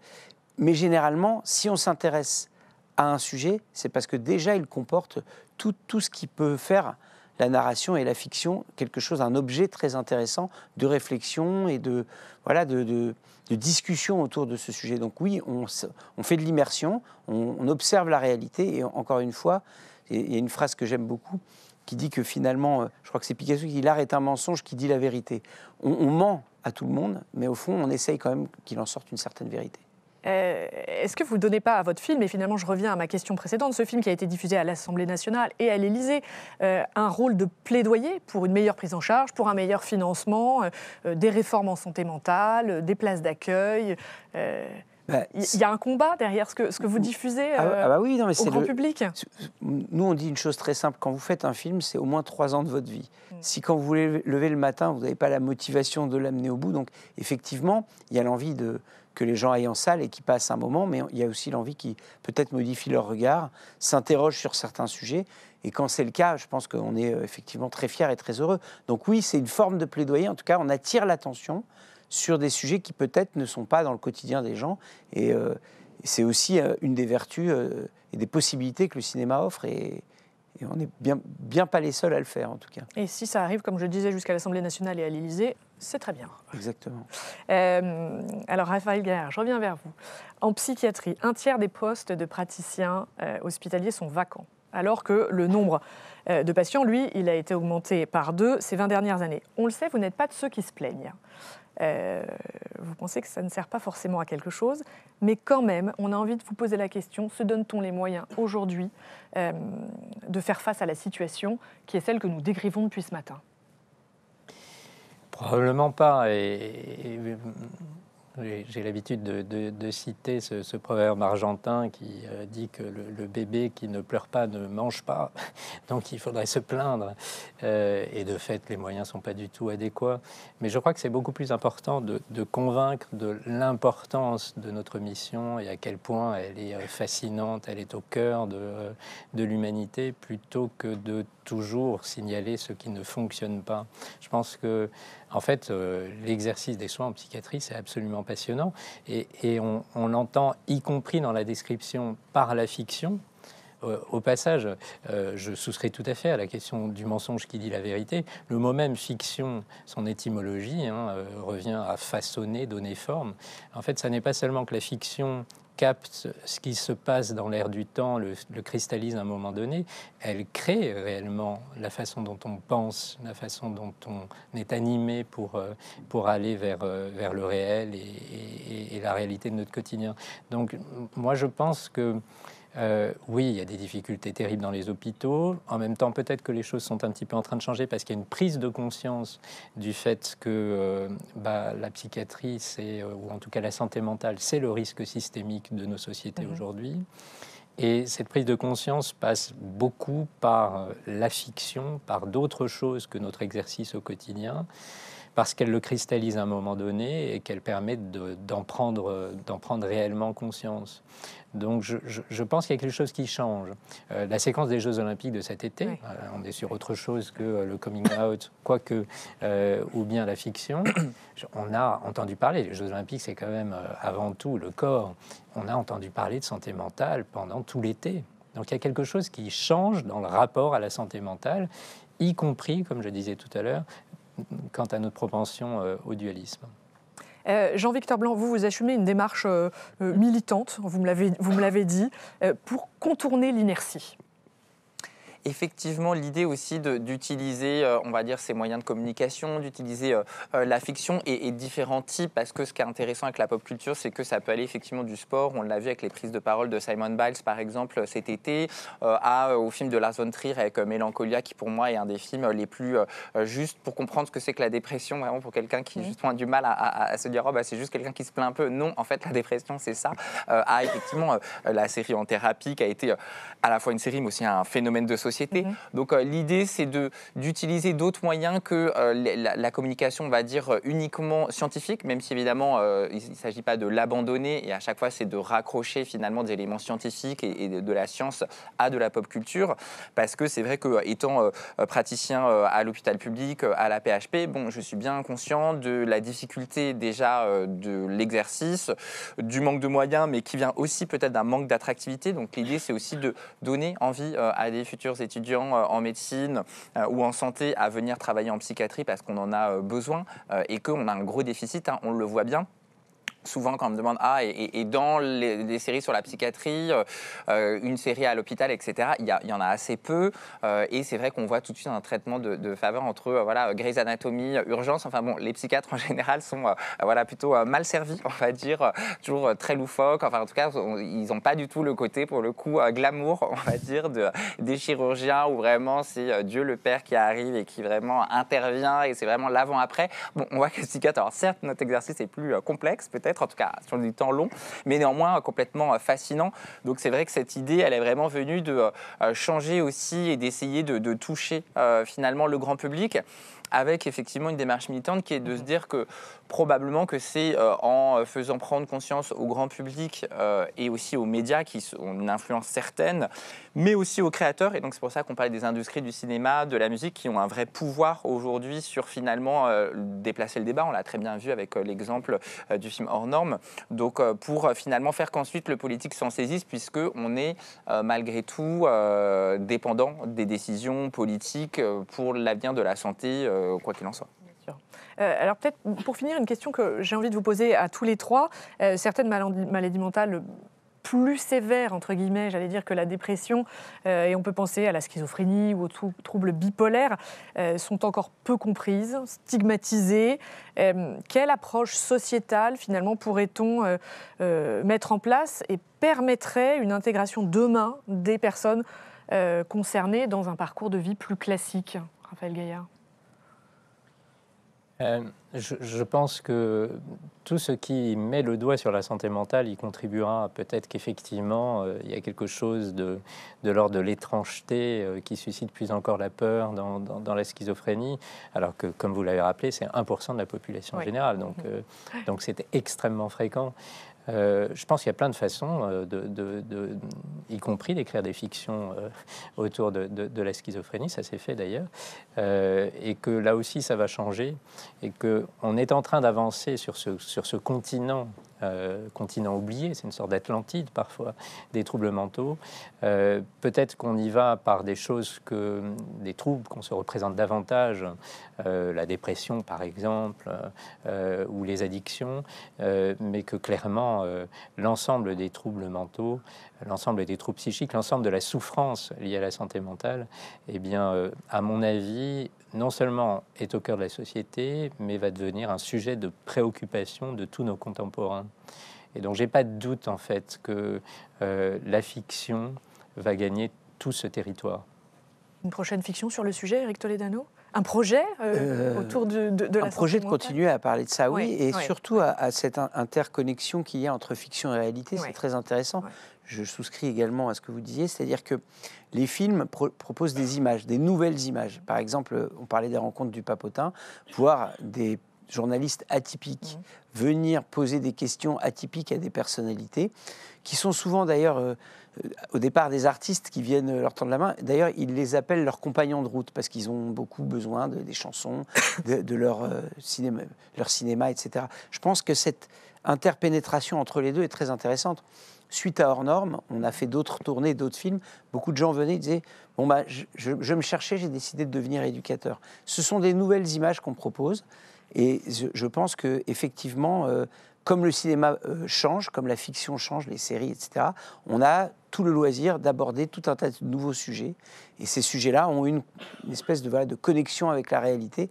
Donc oui, il faut continuer à en parler et à dédramatiser un petit peu et à mettre cette fragilité, en tout cas à lui donner cette possibilité d'exister sans en avoir honte. Pour le bien-être général. En espérant. Oui, bien sûr. Jean-Victor, demain, qu'est-ce qu'on fait pour tout ça? Alors, si je pouvais faire ma liste au Père Noël, comme j'ai vu dans les pages du Figaro ce matin, il y aurait 3 choses qui rejoignent tout à fait ce qui a déjà été dit. Probablement, alors sur les pathologies les plus stigmatisées, on n'a pas aujourd'hui une célébrité, même aux États-Unis, où il y a beaucoup plus de prise de parole sur la schizophrénie. Donc, pourtant, c'est aussi fréquent que le trouble bipolaire. Donc, clairement, il y a des personnes concernées par la schizophrénie dans les grands artistes, dans les personnes médiatiques ou dans la famille de ces personnes. Donc, ça, c'est un peu la carence. Une prise de parole en France, plus de prise de parole en France. On l'a vu en introduction avec Stromae, qui est un artiste francophone, mais la nuance, elle est importante puisqu'on n'a pas un ou une artiste de cette envergure en France qui a vraiment parlé de manière aussi, on va dire, impactante. Ouverte, exactement. Et que du coup, il y a un peu ce syndrome de l'arbre qui cache la forêt. On le voit bien, notamment avec le festival dans la programmation. Beaucoup d'artistes ont du mal à venir parce qu'ils disent oui, mais si moi je parle, je vais être le seul et du coup, tout le monde va me tomber dessus sur le sujet. Là où aux États-Unis, ça fait quasiment partie du plan de promotion à peu près tous les blockbusters, qui est une prise de parole à un moment sur le sujet. Donc on pourra en reparler sur un autre Big Bang. Enfin, en tout cas, c'est un petit peu peut-être l'avenir, je ne sais pas. Et puis 3, sur la fiction, c'est vrai qu'on aimerait bien une fiction aussi qui pourrait donner envie effectivement à des jeunes de venir travailler en psychiatrie. On sait qu'aujourd'hui, il n'y a jamais eu autant d'étudiants et de recherches et de découverte en paléontologie qu'aujourd'hui, et ce serait en partie lié à l'effet de Jurassic Park. Donc c'est quand même assez dingue de dire que ce film, il y a 30 ans, a complètement dynamité l'image d'un métier qui, pour le coup, on ne peut pas dire qu'il est spécialement une actualité au niveau. Ce que vous nous dites est très porteur d'espoir. Voilà, exactement. Pour l'avenir. Exactement. Et donc on métiers, attend un peu le Jurassic Psychiatric Park. Alors peut-être pas avec peut-être des dinosaures, je ne sais pas, ça c'est à nous voir, mais en tout cas de vraiment quelque chose qui fasse un Big Bang clairement sur la crise des vocations. Eh bien, merci à tous les trois pour vos témoignages très éclairants. Alors, on voit, ça avance, mais vous nous le dites, il y a encore un peu de chemin à parcourir. Alors, puisque nous sommes dans la culture populaire, j'ai envie de vous rappeler cette vieille technique qui nous a tous fait un peu peur quand on a regardé ce film dont vous vous souvenez, qui s'appelait Vol au-dessus d'un nid de coucou, film de 1975, où le personnage principal se fait lobotomiser dans un hôpital psychiatrique. Depuis, les choses ont bien changé, les progrès de la médecine et des technologies sont passés par là, et traiter la dépression par la chirurgie, eh bien aujourd'hui, c'est possible. Notre prochain reportage vous montre à quel point.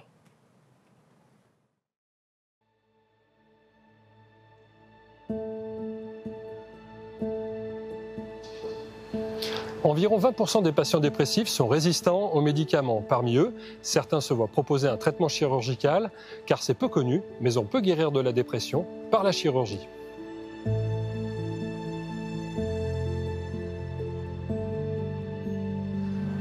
La technique qui est la mieux validée actuellement et qui est la plus aboutie et la moins invasive, c'est la stimulation du nerf vague. Il s'agit juste d'un pacemaker, comme on a pour le cœur. On n'opère pas directement le cerveau, on va mettre une électrode hélicoïdale, donc en forme d'hélice, autour du nerf vague au niveau du cou, et ça va envoyer un courant électrique qui, lui, va remonter au cerveau. Donc en fait, le travail de toucher le cerveau va être fait par le courant électrique envoyé par le neurostimulateur et pas par un acte chirurgical invasif. Grâce à cet effet, on observe un effet thérapeutique sur différentes maladies neurologiques et psychiatriques, parce qu'elle permet aux patients d'être stabilisés en traitant le fond de la maladie de l'humeur, que ce soit une dépression récurrente normale ou une maladie bipolaire. Avoir un stimulateur du nerf vague, ça multiplie par 5 vos chances de rentrer en rémission durable. Donc le stimulateur ne garantit pas qu'il n'y aura pas de rechute, mais si elles surviennent, elles sont moins graves, elles durent moins longtemps et vont mettre plus de temps à arriver.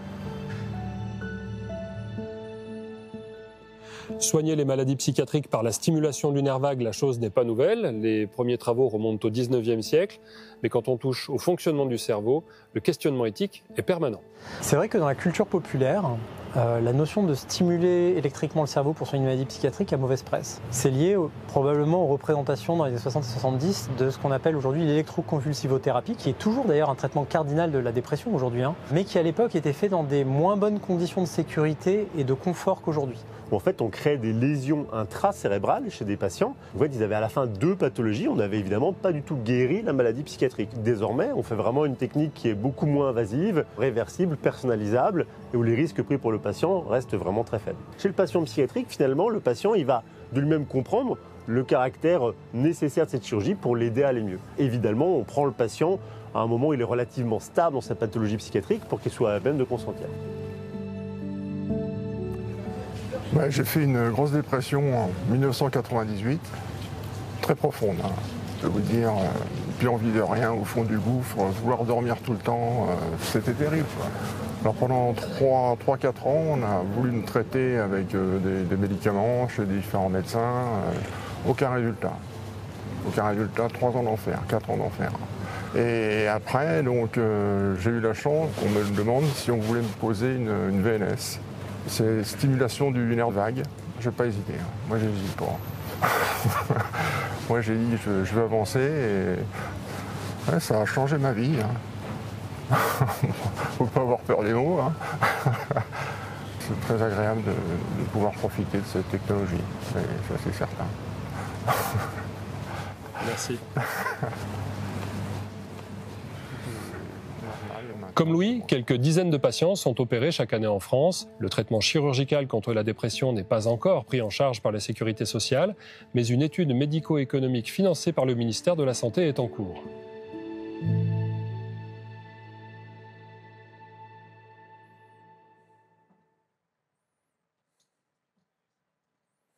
Et nous sommes toujours en direct pour ce Big Bang du Figaro consacré à la santé mentale. La santé mentale, ce n'est pas seulement un sujet médical, un sujet hospitalier, c'est aussi un sujet du quotidien. Je vous propose de le découvrir à travers 3 témoignages qui vont nous donner des bonnes pratiques sur cet enjeu quotidien. C'est des personnes très différentes. Il y a un sportif de haut niveau, skipper du Vendée Globe, un animateur de lieux culturels et un grand chef cuisinier. C'est un sujet de Claire Frens.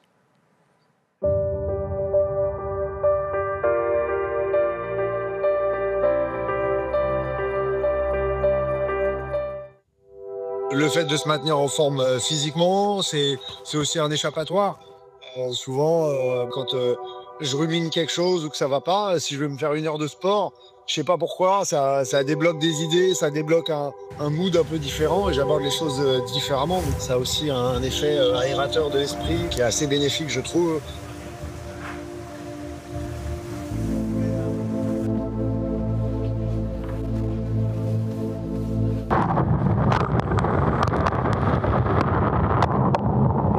Bah, tu vois, dans notre sport, ce que je te disais, je trouve que c'est pas forcément le physique qui va faire la différence. Par contre, c'est le physique qui va nous maintenir en bonne santé par rapport aux impacts qu'on va avoir, à la prévention des blessures ou des choses comme ça. Ils sont pas dangereux, nos bateaux, ils sont durs.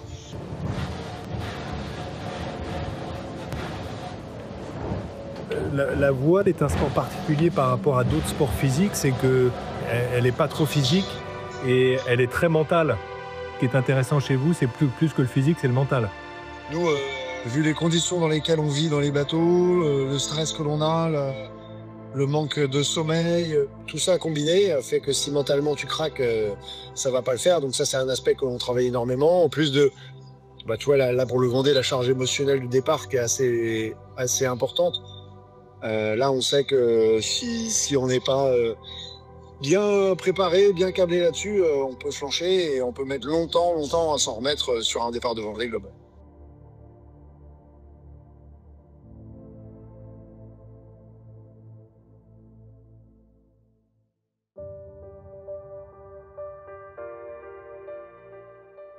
Nous sommes actuellement dans le hameau du Palais de Tokyo, le hameau étant notre espace de médiation, d'éducation et d'inclusion par l'art. Notre souhait au sein du hameau, c'est de pouvoir proposer des ateliers à destination donc, de toutes nos typologies publiques en mettant un accent sur des personnes qui peuvent être concernées par des enjeux de santé mentale et de les inviter à venir découvrir une pratique artistique. C'était aussi l'effet de la Covid, du confinement, de l'observation que de plus en plus de personnes, et notamment les jeunes, consultaient ou étaient diagnostiqués, ou en tout cas faisaient état d'une forme de fragilité ou de vulnérabilité émotionnelle. On n'est pas un lieu de soins. On peut évidemment travailler avec les outils de l'art-thérapie, mais ce qui nous intéresse, c'est plutôt justement d'être en complément finalement de ce qui peut se passer dans le milieu médical et dans le milieu du soin. Et ces ateliers sont pensés non pas dans une vocation à proprement thérapeutique, puisque nous travaillons en complément de différentes structures de soins existantes, médicalisées ou non médicalisées. Là, l'idée, c'est simplement que par la pratique artistique, on va retrouver une forme d'émancipation, de valorisation de soi, de la création du lien social, dans une structure qui, justement, n'est pas une structure de soins. On a vraiment des retours hyper encourageants et enthousiasmants de la part de nos différents publics, vis-à-vis de l'estime de soi, vis-à-vis aussi du collectif que ça peut produire. Je crois que le hameau est un outil qui montre vraiment sa nécessité, dans lequel la parole est encouragée, dans lequel la pratique est encouragée, dans cette volonté à nouveau d'inclusion et d'accessibilité de l'ensemble des publics.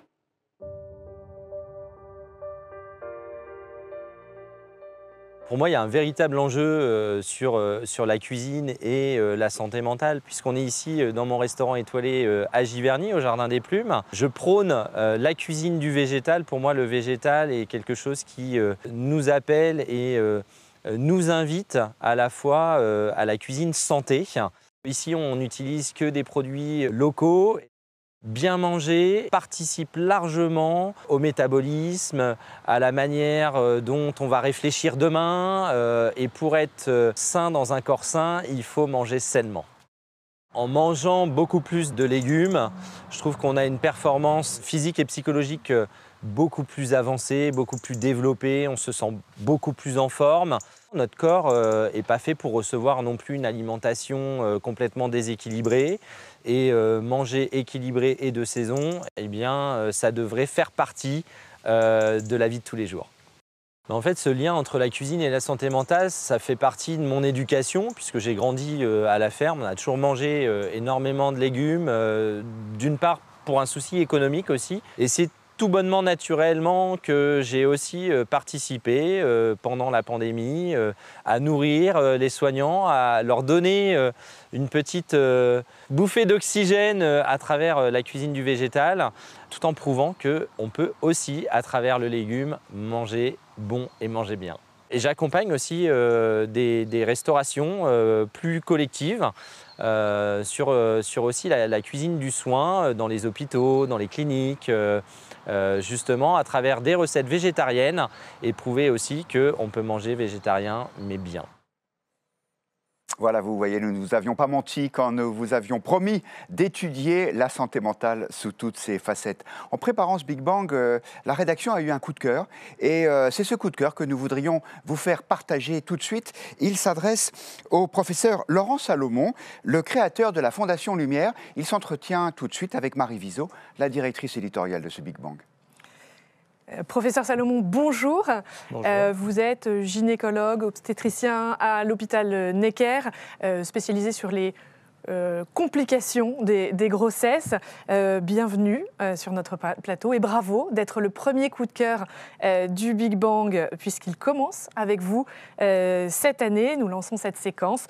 J'en profite pour dire à nos spectateurs qu'ils pourront proposer leur propre coup de cœur, que la rédaction les accueillera avec bienveillance, les regardera de près et en sélectionnera un pour notre prochain Big Bang de la santé. Alors je reviens avec vous, Laurent Salomon. Vous avez fondé, donc, comme l'a dit Guillaume, la Fondation Lumière, qui couvre finalement les 3 thèmes de notre Big Bang de cette année. Je vous les redonne. Le bien-être mental, dont nous parlons aujourd'hui, les évolutions technologiques, qui seront le sujet de notre prochain Big Bang de demain, et la prévention pour les femmes. Alors, je le dis en 2 mots et vous l'expliquerez bien mieux que moi, Laurent Salomon. Lumière, c'est une plateforme de recherche dédiée à la femme enceinte et au fœtus. Absolument. Alors déjà, merci à la rédaction du Figaro d'avoir choisi la Fondation Lumière comme coup de cœur cette année. On y est très sensible. Et effectivement, la Fondation Lumière, elle s'attache à développer le champ de l'imagerie de la femme enceinte et du placenta. À la Fondation Lumière, nous nous intéressons aux premiers mois de la vie. Et quand je parle des premiers mois de la vie, je ne parle pas de la vie après la naissance, mais les premiers mois avant la naissance. C'est 9 mois de la grossesse, c'est 270 jours au cours desquels un petit être va se créer, des connexions nerveuses vont se faire, des vaisseaux sanguins vont se développer, un cœur va commencer à battre. Eh bien, ces 270 jours, ils nécessitent maintenant d'être explorés avec des outils modernes. Vous avez parlé de développement technologique. Effectivement, il nous faut maintenant des outils modernes pour mieux les comprendre et pour pouvoir mieux diagnostiquer certaines maladies qui peuvent apparaître dès la vie fœtale. Parce qu'en fait, pendant des millénaires, on a pensé que tout commençait uniquement à la naissance et que c'était seulement à ce moment-là qu'on pouvait parfois faire le diagnostic de certaines maladies, de certaines anomalies. C'était les mauvaises surprises que l'on pouvait avoir à la naissance. Et maintenant, on a les outils pour non seulement dépister, diagnostiquer certaines maladies, mais également les traiter. Et c'est ce que l'on fait sur les plateformes Lumière. On développe des outils technologiques, principalement d'imagerie, qui vont permettre de mieux comprendre le développement du fœtus et son environnement, parce qu'on sait que son environnement, et en particulier la façon qu'il va être d'être oxygéné, nourri par le placenta, qui est l'interface entre la maman et le bébé, et bien cette façon d'être oxygéné et nourri va avoir un impact sur toute sa vie, sur sa santé future, et non seulement la santé physique, mais également la santé mentale. Troisième thème de ce Big Bang du Figaro. Tout à fait. Alors Laurent Salomon, vous avez commencé à y répondre, mais que permettront demain vos recherches d'aujourd'hui, si on essaie de se projeter dans les années, les décennies à venir? Bien, on va pouvoir traiter un grand nombre de maladies dès la période fœtale sans attendre la naissance. Ça ne viendrait pas à l'idée de quelqu'un, à partir du moment où on a un diagnostic d'une maladie, de se dire « je vais attendre 3 mois ou 6 mois pour aller me faire traiter ou pour aller consulter ». Bien, pour le fœtus, c'est la même chose. On a maintenant moyen de diagnostiquer tout de suite et de traiter tout de suite, ce qui va considérablement modifier le pronostic de certaines maladies. Par exemple, des malformations des reins, du cœur ou même du cerveau fœtal que l'on sait maintenant opérer dès la naissance. Et on va, grâce à cela, changer le pronostic et donner beaucoup d'espoir aux enfants et aux familles. Laurent Salomon, merci. Bravo, encore une fois, d'être notre premier coup de cœur de ce Big Bang de la santé. On vous souhaite évidemment de bonnes recherches pour demain. Merci beaucoup à vous. Merci beaucoup à tous les deux. Je vous propose maintenant d'entamer la dernière séquence de notre Big Bang. Notre confrère Yves Tréhard va s'entretenir avec une femme qui compte dans le paysage intellectuel français. Elle a créé avec son mari le magazine Psychologie. Elle a écrit un très grand nombre de livres, à la fois sur l'art de vivre, la cuisine, mais aussi des sujets plus sérieux. Je vous propose de retrouver tout de suite Perla Savant-Schreiber.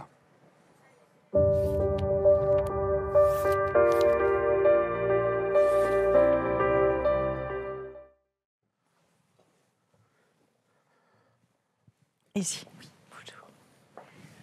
Ah oui, on donne le dos. Bonjour Perla Savant-Schreiber. Bonjour Yves. Comment allez-vous? Écoutez, pas mal, mon Dieu, par les temps qui courent. Eh ben, par les temps qui courent, par oui. les temps qui courent. Vous avez écrit un jour une phrase absolument incroyable. Ma vieillesse est infiniment plus passionnante que ma jeunesse. Faut le faire, ça. Hein. Et là, en tout cas, la force de la sincérité, si je puis dire. Mais pourquoi? Mais parce que ma jeunesse, ou du moins mon adolescence, n'a pas été facile. Vous avez vécu au Maroc, hein? Je suis née au Maroc, j'y ai vécu 23 ans. La ville royale? Oui, la ville royale. Je suis née à Fès, effectivement. J'ai vécu 16 ans à Fès et ensuite à Casablanca. Et à 23 ans, j'ai pris l'avion pour la première fois de ma vie. Je suis arrivée à Paris et je n'en suis plus jamais repartie.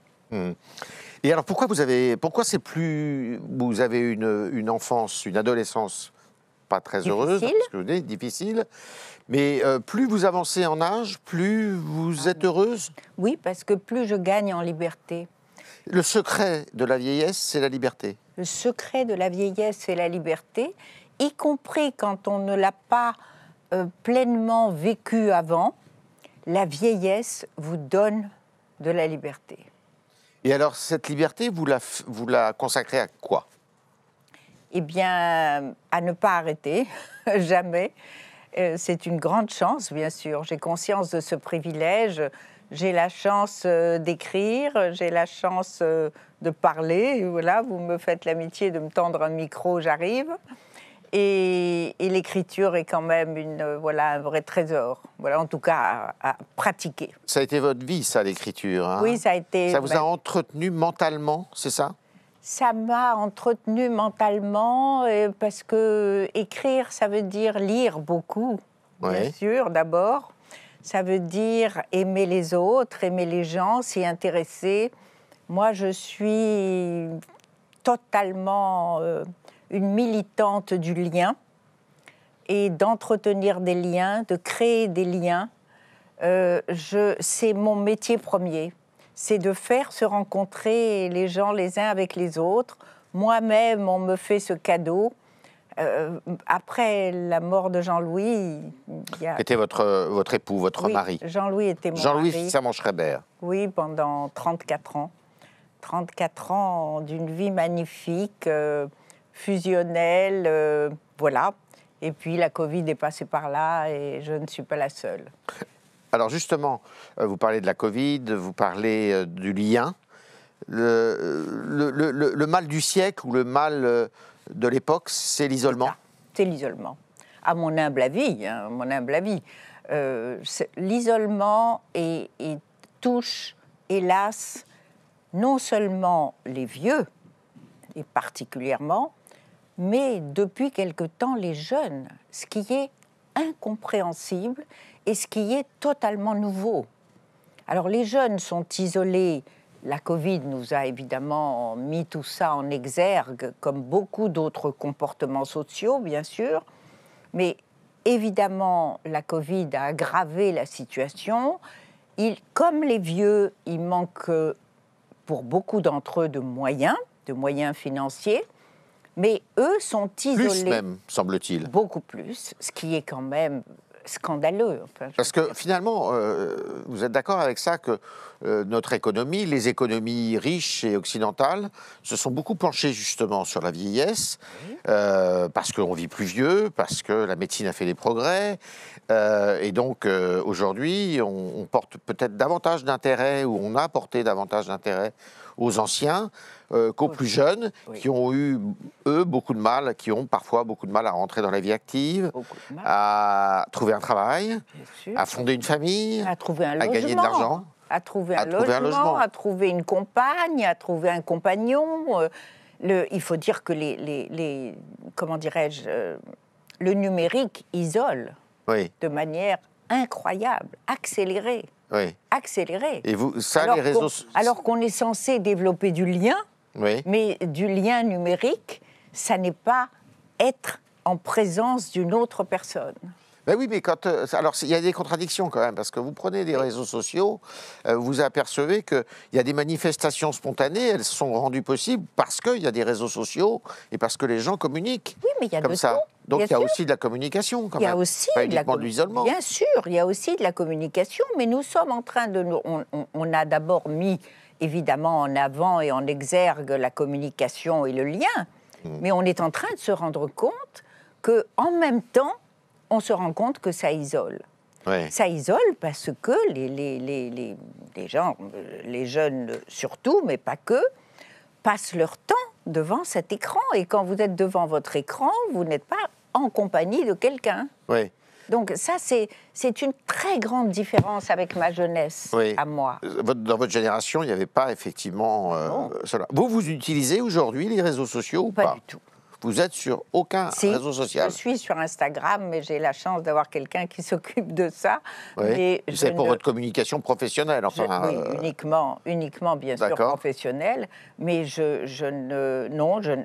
jamais, je vais jamais sur les réseaux sociaux. Alors, est-ce que vous comprenez que pour cette raison dont vous parlez là, aujourd'hui, les autorités françaises ont décidé de faire de la santé mentale un thème majeur, pour lequel il faut se mobiliser aujourd'hui? Alors majeur, non seulement parce qu'il y a cet isolement dont nous débattons depuis quelques minutes. Évidemment, ça c'est à mon avis la raison profonde est là. Il y en a certainement d'autres, mais la raison profonde est là.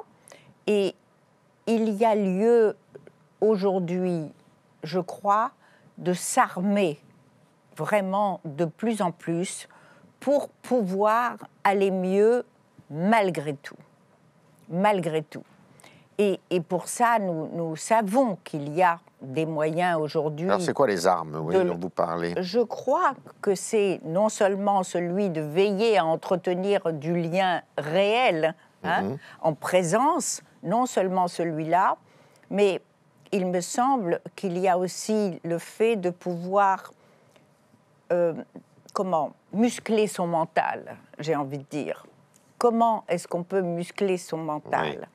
Eh bien, il y a déjà une chose qui est très importante et qui est celui de mieux vivre la solitude.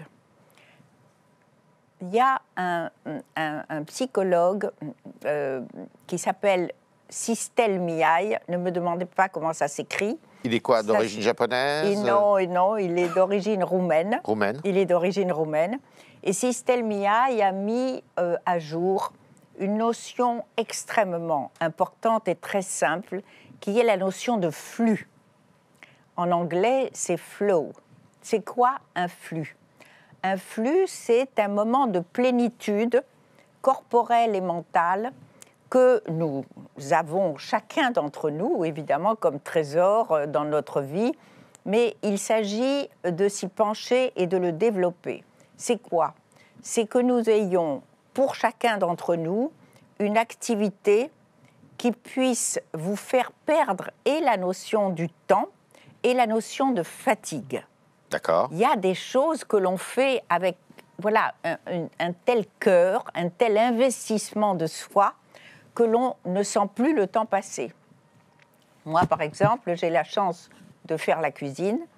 Quand je fais à manger, c'est bien ça peut être fatigant de rester debout de très longues heures. Oui. Je ne ressens ni la fatigue, ni le temps qui passe. Vous avez une spécialité? Non, je n'ai pas beaucoup de spécialités. Et là, vous êtes... Comme vous savez, vous avez cette expression. Place. Je suis dans mon élément. Vous êtes dans votre élément. Voilà, et c'est la même chose quand je lis, et c'est la même chose quand j'écris. Donc, je suis très privilégiée. J'ai lu quelque part que vous consacriez 10 minutes par jour à la méditation. Oui. Alors, qu'est-ce qu'on fait quand on médite? Mais ça, c'est un rituel. Hein, c'est le matin, le soir, le midi, matin, le matin. Oui, moi, tout est le matin, le soir, je suis bonne absolument à rien. Mais moi, je fais tout le matin et très tôt. Donc, c'est vrai que c'est après mon litre de café, ça peut paraître bizarre. 1 litre de café? Oui, je ne recommande pas, mais c'est ainsi que je suis. Oui. Je vais me poser simplement sur un coussin pendant 10 minutes. Et ce n'est pas du tout en essayant d'arrêter, comme on vous le raconte dans certaines techniques de méditation, arrêter de penser. Ça n'existe pas d'arrêter de penser, évidemment. Donc, au contraire, laisser filer absolument des tas de choses.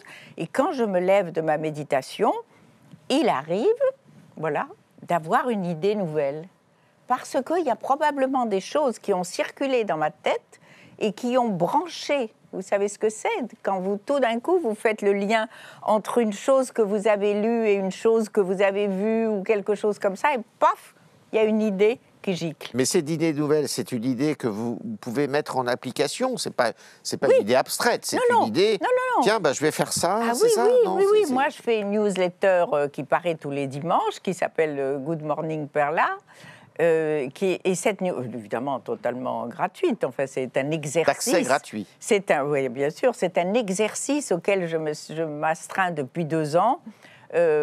Toutes les semaines, et qui est une forme d'écriture que je ne connaissais pas, qui est assez courte, vous voyez, par rapport à un livre. Et il m'arrive de trouver une idée, vous voyez, parce qu'à chaque fois, il faut quand même trouver une idée dont il faut parler, et il m'arrive assez souvent de trouver une idée comme ça. Et là, ce matin, vous vous êtes réveillé, vous avez fait de la méditation. Oui. C'était quoi l'idée de ce matin? L'idée, j'étais un peu obsédée par le fait de vous rencontrer aujourd'hui. Ah oui. Alors je me dis, mais qu'est-ce que je vais bien leur raconter, moi, dans une journée sur la santé mentale? Vous vous laissez porter. Oui, évidemment. Alors, il y a cette chose, je crois que... Voilà, par exemple, le fait que j'ai évoqué devant vous et un certain nombre de personnes cette notion de flux, je pense que des gens vont avoir leur attention attirée par eux-mêmes, si je puis dire, et leur comportement, et peut-être davantage exploiter ceci. La deuxième chose fondamentale que je voudrais dire, vraiment pour ne pas souffrir de l'isolement, c'est que le fait de prendre soin de soi, mais surtout des autres. Le prendre soin de soi, il faut dire qu'avec ce siècle d'individualisme, on est gavé. Et c'est vrai que c'est important, et moi qui ai 81 ans, je sais que c'est important de prendre soin de soi. Je dis toujours que tant que mes petits-enfants auront envie de m'embrasser, je pense que ça veut dire que je suis encore vivante. Oui. Incontestablement. Pourquoi il n'aurait plus envie de vous embrasser? Mais parce qu'il faut quand même sentir bon, être à peu près agréable, faire rire. Mais l'amour dépasse tout ça. L'amour dépasse tout ça. Pas vraiment, ça ne suffit pas. D'accord. Ça ne suffit pas, incontestablement. Oui. Mais il y a ce que malheureusement on oublie trop souvent de dire, c'est qu'il n'y a rien qui fasse autant de bien à soi que de prendre soin des autres. Et des autres. Et c'est fondamental, c'est fondamental. Donc, ça, c'est quelque chose de très simple et qui me paraît vraiment judicieux et urgent de rappeler. C'est le lien, ça aussi, évidemment. C'est le lien. Bien sûr. Il est là, le lien. Il est là dans le fait d'en bénéficier. Hein, et dans le fait d'en bénéficier, de le créer, de l'entretenir. On est là pour quoi ? On est évidemment là pour ça. Et puis nous sommes aussi dans un temps où, en gros, on ne croit plus à grand-chose. Oui. Évidemment, plus en Dieu. Évidemment, à part faire la queue pour aller à Notre-Dame, quand même, il y a beaucoup d'églises qui sont un peu vides, Oui. hélas, d'églises ou d'autres lieux de temples, religion ou de temples. On ne croit plus en Dieu, on ne croit plus au travail. Ça, c'est vraiment quelque chose qui est statistiquement, je veux dire, en baisse. Ou peut-être différemment aussi. Oui, peut-être différemment, mais en tout cas, moins. Oui. On souhaite travailler moins. Ça, Oui. c'est évidemment une règle, Ouais. tant mieux. Mais il y a quand même dans le travail l'occasion non seulement de se réaliser quand on a la chance de faire des métiers qui vous conviennent, mais aussi de rencontrer. Là aussi, c'est un lieu pour tisser des liens, le travail. Vous êtes contre la retraite, vous, alors? Ah, mais alors moi, il ne faut même pas me parler de ce mot-là. Alors là, c'est même pas, sauf si je deviens débile, d'accord. Ouais. Mais c'est toute ma vie, le travail, c'est toute ma vie. Alors, on ne croit plus au travail, on ne croit plus en l'amour, on ne croit plus en Dieu, on ne croit plus à la démocratie. D'ailleurs, avec à voir le Figaro d'aujourd'hui, vous parlez de gâchis, vous parlez de perdre pied, enfin, pas vous, enfin, les journalistes. J'y participe quand même. Mais c'est vrai.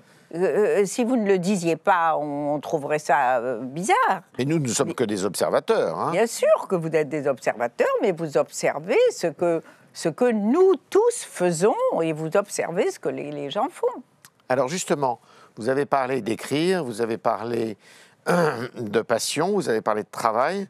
Avec votre époux, votre mari, dont vous avez parlé tout à l'heure, Jean-Louis, vous avez créé un magazine qui s'appelle Psychologie Magazine et qui a connu un grand succès, très grand succès.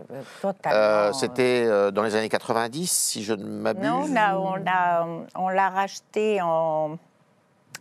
Qu'est-ce que j'allais dire? En 97. C'est ça. Parce que c'est un magazine qui dans les années existait, 90. mais qu'on a complètement refait. Et que vous avez rendu grand public, justement, parce que c'était plutôt un journal qui était à destination des experts, des spécialistes. Oui. Et la psychologie, aujourd'hui, d'ailleurs, si on parle beaucoup de psychologie, là, la psychologie, aujourd'hui, c'est l'affaire de tous. Oui, ça fait longtemps. Et c'est un pilier de notre équilibre. Alors, c'est un pilier de notre équilibre à condition de ne pas tout psychologiser de manière abusive. Et on n'a pas un peu tendance à ça, justement? Mais évidemment que si. Évidemment que si. Voilà, tout demande quand même de la mesure. Hein.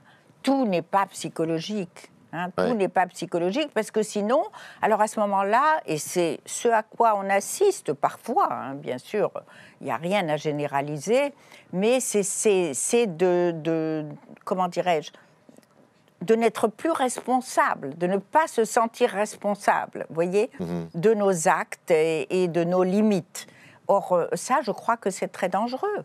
C'est très dangereux. Bien sûr qu'il existe des tas de ressorts psychologiques qu'il est bon de connaître, et ne serait-ce que pour vivre en société, ou même, et bien sûr, pour vivre avec soi-même, et de connaître ses limites, mais tout n'est pas psychologique. La volonté existe, le goût existe, la beauté existe, et il est essentiel de pouvoir en profiter. C'est important parce qu'on a plutôt l'impression aujourd'hui qu'on cherche toujours des causes exogènes à certains actes ou certains comportements qui finalement relèvent de la propre volonté, mais il y a aussi des déterminismes, néanmoins. Mais oui, il y a des déterminismes. Et vous trouvez que justement la jeunesse souffre de ça, justement, c'est qu'on ne la rend pas assez responsable de ce qu'elle fait? Je ne sais pas si c'est seulement la jeunesse, mais quand même. Enfin, les hommes politiques aussi, peut-être. Oui. Enfin, voilà.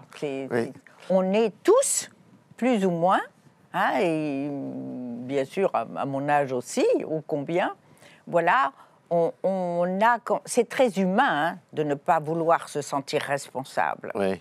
Et l'éducation, évidemment, fait beaucoup à ça. Hein. Quand on a été éduqué avec cette notion de responsabilité, on la garde toute sa vie. Mais tout le monde n'a pas la chance d'avoir ça en famille, ni à l'école. Vous évoquiez tout à l'heure l'individualisme qui est de plus en plus fort. Alors c'est peut-être aussi parce qu'on a perdu le sentiment de la collectivité aussi, non ?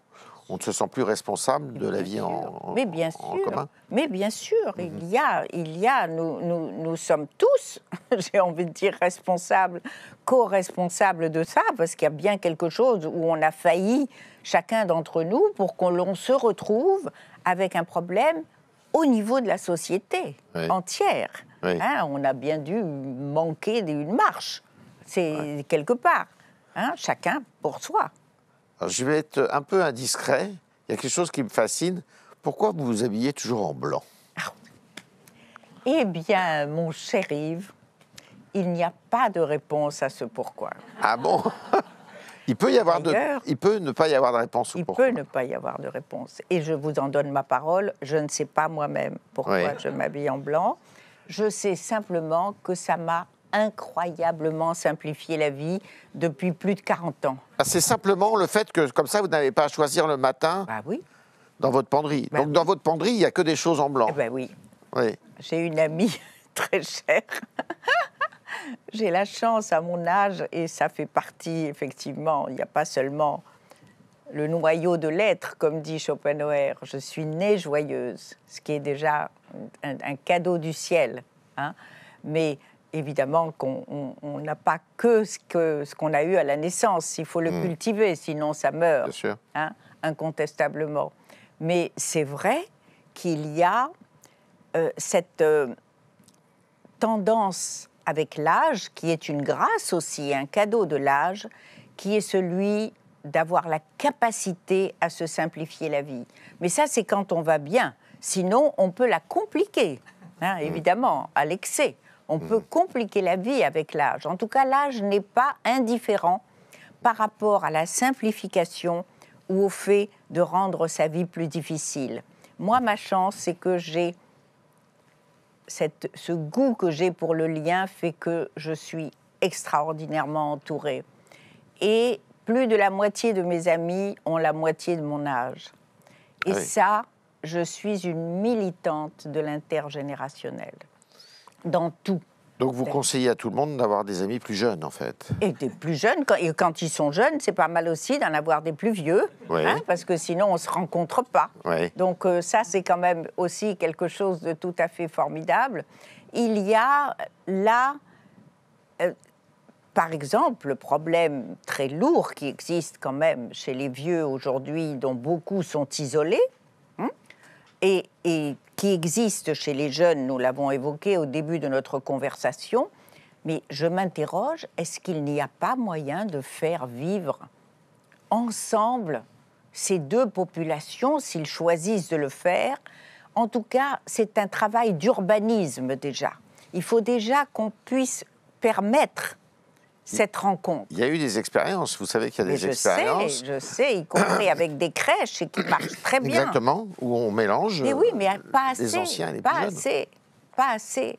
Et je suis persuadée que c'est de cette rencontre ce sera très fructueux, et pour le mental des uns et des autres, et pour le quotidien global d'une société. Le mélange générationnel. Le mélange générationnel. Un mot pour terminer. Est-ce que la nostalgie, parfois, vous habite ? La nostalgie, pas du tout. La tristesse, oui. Mais pas du tout la nostalgie, non. Et on est triste de quoi ? De la mort de ceux qu'on aime. Et on est optimiste de quoi ? Que la mort n'est plus très loin, ce qui me ravit. Ah bon ? Ah là, ça c'est une drôle de conclusion. Mais oui, je suis très amie avec la mort. J'ai la chance d'avoir été élevée dans une société orientale et dans une culture qui me familiarise avec la mort. Vous y pensez ? Je la souhaite. Merci, Perla Servan-Schreiber. Je suis très contente d'être avec vous. Merci beaucoup. Merci. Merci Yves et merci beaucoup à vous, Père Lassarange-Schreiber, pour ce merveilleux témoignage qui est aussi une très belle leçon de vie. Et c'est sur ces belles paroles que nous allons terminer la première séquence de ce Big Bang Santé du Figaro. Je voudrais remercier les partenaires de cet événement, AXA, Intuitive, MSD, les acteurs de la French Care, EDEC et Medtronic. Alors, le Big Bang de la Santé, c'est fini pour aujourd'hui, mais rassurez-vous, nous revenons demain. Nous allons nous intéresser à un sujet absolument passionnant, la place des robots dans la médecine, et Dieu sait qu'elle est de plus en plus importante. Voilà, ça se passera demain, même heure, même endroit. Merci à tous de votre attention.